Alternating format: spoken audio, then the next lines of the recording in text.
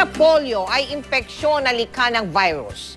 Maaari itong maging dahilan ng pagkaparalisa ng bahagi ng katawan ng isang tao, partikular na ang mga paa. Pero sa kaso ni Mang Trimon na nabaldado dahil sa polio, hindi ito naging hadlang. Bagkus sakay ng kanyang bisikletang di kamay, patuloy ang gulong ng buhay.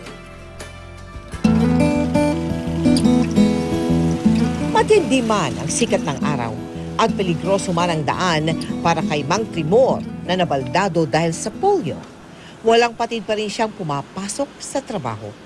Ito'y kahit na nasa 8 kilometro ang kailangan niyang ibiyahe, sakay ng kanyang bisikletang de kamay. Nung una, nahihirapan ako dahil bago pa lang eh. Masakit din yung mga... Pero nung nasanay na ako, hindi na po. Bilib pa ako sa kanya yan, kahit anong trabaho, gagawa niya. Gagawa ng bahayan. Wala rin daw panahon para maawa sa sarili si Mang Trimor dahil batid niyang may pamilyang umaasa sa kanya. Minsan pong gabi, sabi niya, masikip na yung katawan ko. Sabi niya, parang hindi ko na kaya yung katawan ko. Isa lang naman yung kamay mo, nagpipedal ka ako. Mabuti sana kung dalawa.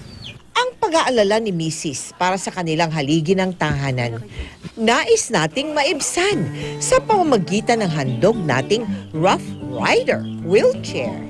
Kaiba sa normal na wheelchair, kaya ng Rough Rider na dumaan sa mababatong daan. Maraming salamat po at bigyan ako ng Puso Foundation. Kagaya kung may kapansanan, tibayan nila ng loob nila.